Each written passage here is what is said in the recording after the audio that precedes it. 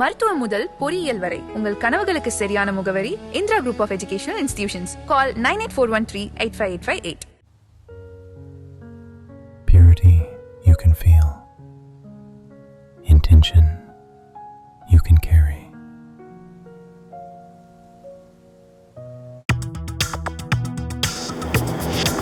Delivering smiles all around the professional careers.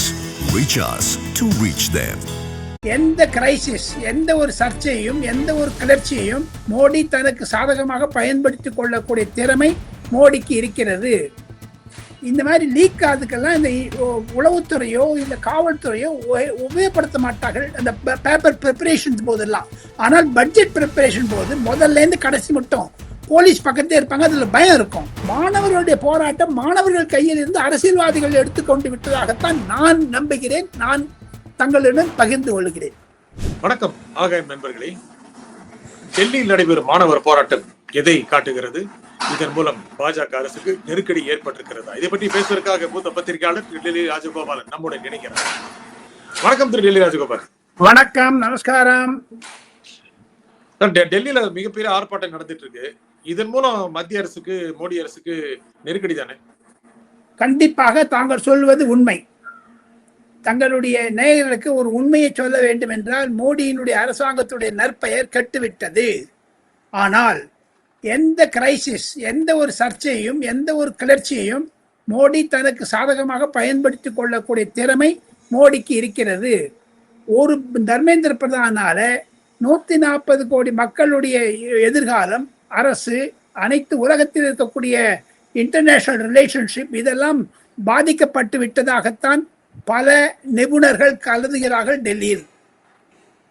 இதுக்கு என்ன நீங்க சொன்னீங்க, நீங்க ஒரே வரியில பல விஷயங்களை சொல்லிட்டீங்க. இதை அடுத்து என்ன பண்ண போறாரு திரு மோடி? என்ன பண்ண போறாரு?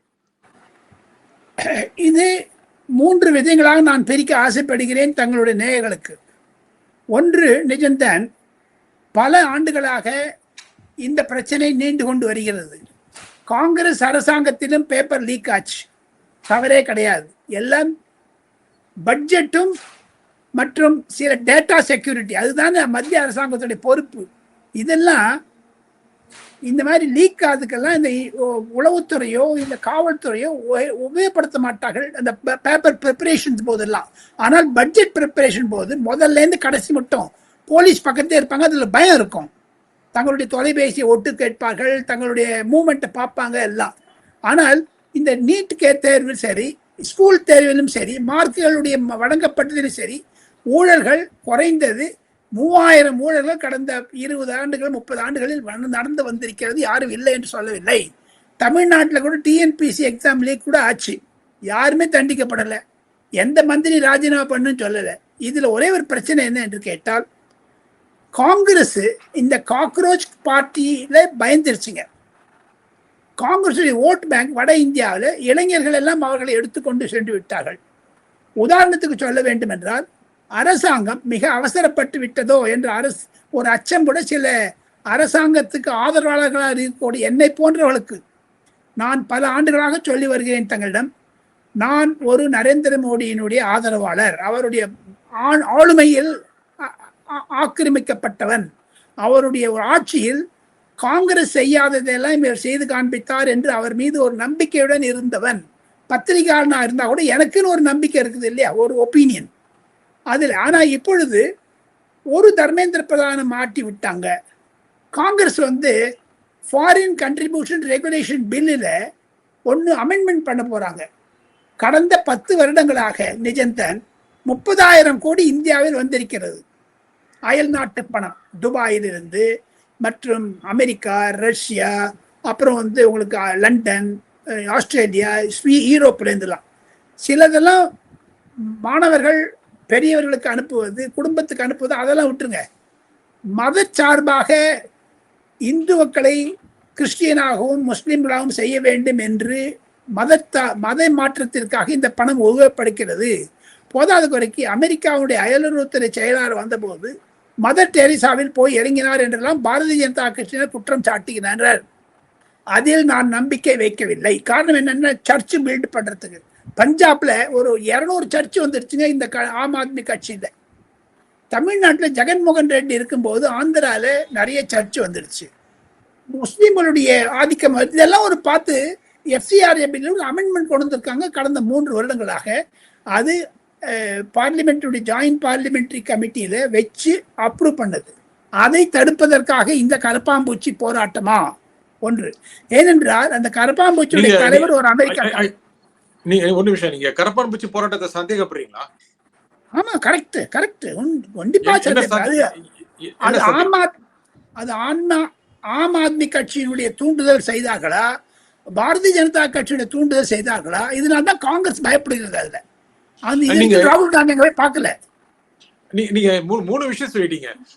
அந்த காங்கிரஸ் ஜனதா பார்ட்டியோடைய போராட்டத்தை தூண்டி விட்டது ஆம் ஆத்மியா, பாஜகவா?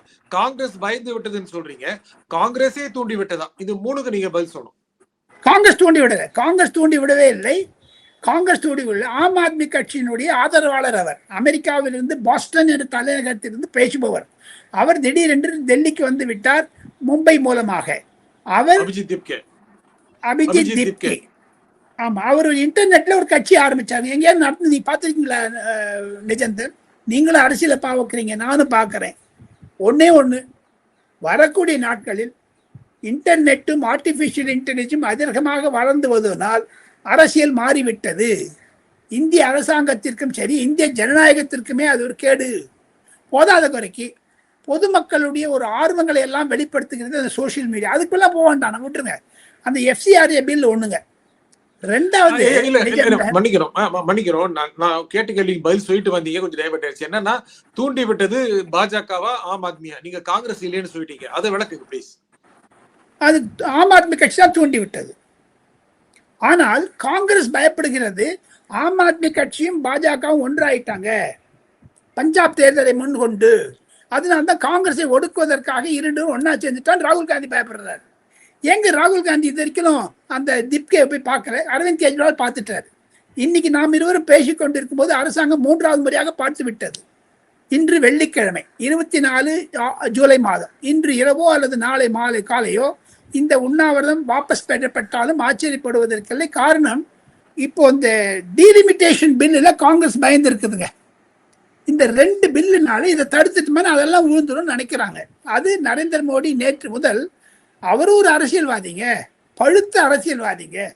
ராகுல் காந்தி அரசியல்வாதி இல்லைங்க. ஏன்னா டே பிஃபோர் எஸ்டர்டே அவர் ஃபாரின்ல வந்தாருங்க. 22 நாள் பயணம் செய்துட்டு அப்பெல்லாம் என்ன பண்ணாருங்க?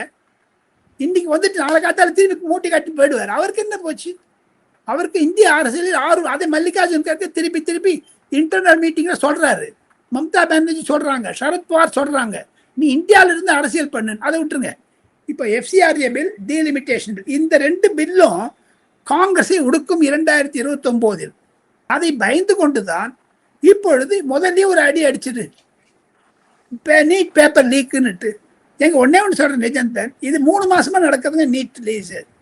அரசாங்கம் அந்த போராளிகளை ஏன் பார்க்கவில்லை என்று ராகுல் காந்தி கேட்கிறார். இவர் ஏன் போய் பார்க்கல? ஒன்னொன்னு, அரசாங்கம் 13 பேர் கைது பண்ணியிருக்கிறது. சிபிஐ என்கொயரி போட்டிருக்காங்க. அந்த சிபிஐ என்கொயரியில் ரிப்போர்ட் வந்திருக்குது. யாரு அந்த முக்கியாங்கிறவர், ஒரு முக்கியமான அவர், முக்கியான் என்று பெயர், அவர் ராஜஸ்தான்காரர். அவர் தான் லீக் பண்ணாருன்னுட்டு அவர் மேல எஃப்ஐஆர் போட்டாங்க. எல்லாம் பார்த்துட்டப்ப தேர் இஸ் நோ கனெக்ஷன் வந்துடுச்சு. ஆனா இது ஒரு பேராசிரியர் லீக் பண்ணியிருக்காரு, ஒரு யூனிவர்சிட்டி கிராண்ட்ஸ் கமிஷன்ல இருந்து தெரிய வந்துடுச்சு. இப்போ டெல்லியில இருக்க கோர்ட்ல அந்த கேஸ் ஃபைல் பண்ணிட்டாங்க. அவர் அரெஸ்ட் ஆயிட்டாரு. 13 பேர் அரெஸ்ட் ஆகி ஜெயிலில் இருக்காங்க. அதை தவிர தேர்வு நடந்து விட்டது நிஜந்தன். இராணுவத்தினுடைய உதவி கொண்டு ஒரு லீக் சமாதானம் இந்த வருஷம் வரல. போதாத குறைக்கு தேர்வின் முடிவு வந்து விட்டது. தமிழகத்தில் இருந்து 400 மாணவர்கள் பாஸ் பண்ணியிருக்காங்க. ஒரு 200 பேர் தோல்வி அடைந்திருக்காங்க, ஃபெயில் ஆயிட்டாங்க. இதுக்கப்புறம் ராகுல் காந்தி தூங்கிட்டப்ப கண்ணை காட்சிக்கணும் வந்து தடால்னு போச்சு தலைமையில பிச்சுக்கிறாரு.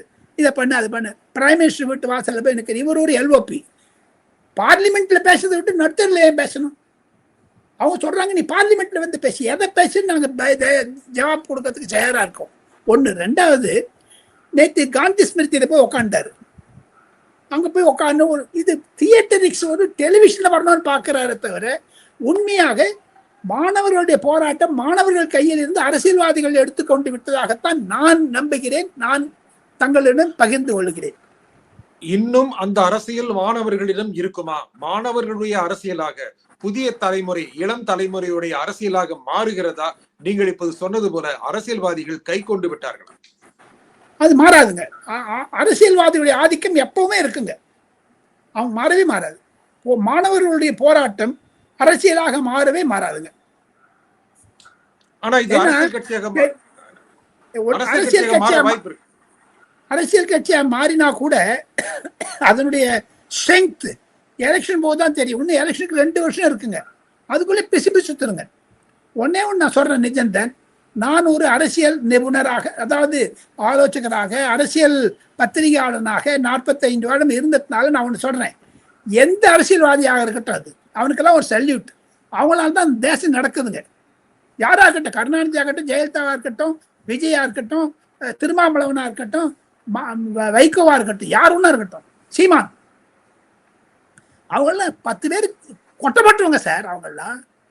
அதனால கட்சி மாறாதுங்க நிஜந்தன். உங்களுக்கு தனிப்பட்ட கொள்கை இருக்கலாம், நானும் ஒரு கொள்கையில பிடிப்பேன். ஆனா அரசியல் வந்து விட்டுனால் தேசம்தான் முக்கியமே தவிர நீங்க கட்சியை உடைக்கணும் இல்ல தேசத்தை உடைக்கணும்னு நடக்காது. அந்த போராட்டத்துல நான் போய் பார்த்தேன், பிரதமரை கொல்ல வேண்டும், பாராளுமன்றத்தை தகர்த்த வேண்டும் என்று அங்க ஒரு டிராயிங் போட்டிருக்காங்க. அது மேல படுத்து இப்படி பண்றாங்க. அது ஒரு கட்ட வார்த்தையில பேசுறாங்க. அங்கு பாகிஸ்தான்காரர்களுடைய ஆக்கிரமிப்போ அல்லது சீக்கியர்களுடைய ஆக்கிரமிப்போ வந்து விட்டது, காலிஸ்தான் வந்துடுச்சுங்க. அந்த ஒரு போராட்டம்னா நீங்க ஜல்லிக்கட்டு போராட்டம், ஓ பன்னீர்செல்வம் சீஃப் மினிஸ்டர் அது போய் பார்த்தீங்க, என்ன ரகலை பண்ணாங்க உள்ள. அது தமிழகத்தில் வந்து விட்டது என்ற ஒரு அச்சம் எனக்கும் இருக்கிறது. இப்போ இந்த காக்ரோச் ஜனதா பார்ட்டியுடைய அரசியல், நீங்க சொல்றீங்க அரசியலாக மாறாது அப்படின்னு, அரசியல் கட்சியாக மாறுவதற்கான எண்ணம் கொண்டவர்களாகத்தான் அவர்கள் தெரிகிறார்கள். இது ஒரு அரசியல். இப்ப ஆம் ஆத்மி எப்படி அண்ணா ஹசாரே இயக்கத்துக்கு அப்புறம் எமர்ஜ் ஆச்சோ அந்த மாதிரி இதுவும் எமர்ஜ் ஆகணும் அப்படின்னு நினைக்கிறாங்க. இது வருகின்ற பல்வேறு மாநிலங்களுடைய சட்டப்பேரவை தேர்தல்களை பாதிக்கக்கூடிய வாய்ப்பு இருக்கா? காங்கிரசுக்கும் பாஜகவிற்கும் பாதிக்கும், ஆனால் அந்த கட்சி தலை தூக்காது. எந்த 2 பேருடைய ஓட்டு பிரிச்சுறாங்களே தவிர அது ஒரு அரசியல் கட்சியாக மாறவே மாறாது. அண்ணா ஹசாரே பண்ணாருங்களா? இல்லையே. அதுல இருந்து ஆம் ஆத்மி பார்ட்டி வந்தது, இதுல இருந்து சிஜேபில இருந்து வரும்னு எனக்கு நம்பிக்கை இல்லை. ஏன்னா அது ரைட்டிஸ்டா லெப்டிஸ்டா சென்டரிஸ்டா தெரியவே இல்லை, அதனுடைய ஐடியாலஜி தெரியல. இது இருக்கிறோம் அண்ணா ஹசாரே ரைட்டிஸ்ட் ஆரம்பிச்சாரு, ஆனா அது லெப்டிஸ்ட் போய் முடிஞ்சது. அரவிந்த் கெஜ்ரிவால் ப்ரோ ரைட்டா இருந்தாரு, கடைசியில ப்ரோ லெப்ட் ஆயிட்டாரு. அதெல்லாம் ஒரு போதான் பார்க்கணுங்க. பல ஊர்கள்ல, முக்கியமா தமிழகத்தை பொறுத்த வரைக்கும் காக்ரோச் பார்ட்டியுடைய அந்த முன்னெடுப்புகளை இடதுசாரிகள் முன்னெடுத்து போறாங்க. டைஃபி கொண்டு போறாங்க, எஸ்எஃப்ஐ கொண்டு போறாங்க. அதன் மூலமா இடதுசாரிகள் தங்கள் பக்கம் எடுத்துக்கொள்ள விரும்புகிறார்களா? என்ன நோக்கம்? இடதுசாரிகள் எடுத்துக்கொள்ளலாம். எனக்கு அவர்களுக்கு நரேந்திர மோடியை எப்படியா இருந்தாலும் இறக்க வேணும் பதவியில இருந்து, எதுவா இருந்தாலும் பண்ணுங்க நீங்க. அது அது எந்த தேச விரோத சக்திகளா, அது மதவாத சக்திகளா தெரியல. இடதுசாரிகளுடைய ஒரு ஆக்கிரமிப்பு என்பது தமிழகத்தில் ஏற்கனவே இருந்து இருக்குது. இனிமேல் பாத்தீங்கன்னா ஐ டோன்ட் திங்க் அதனுடைய எஃபெக்ட் இருக்குன்னு நான் நம்பலைங்க. சரி, ஒரு நிலைக்கு வரும் என்று எதிர்பார்ப்போம். இந்த நிகழ்ச்சியில் உங்கள் கருத்துக்களை கூறியமையாக ராஜகோபாலன் மிக்க நன்றி. மீண்டும் ஒரு நிகழ்ச்சியை சந்திப்போம். நன்றி, வணக்கம்.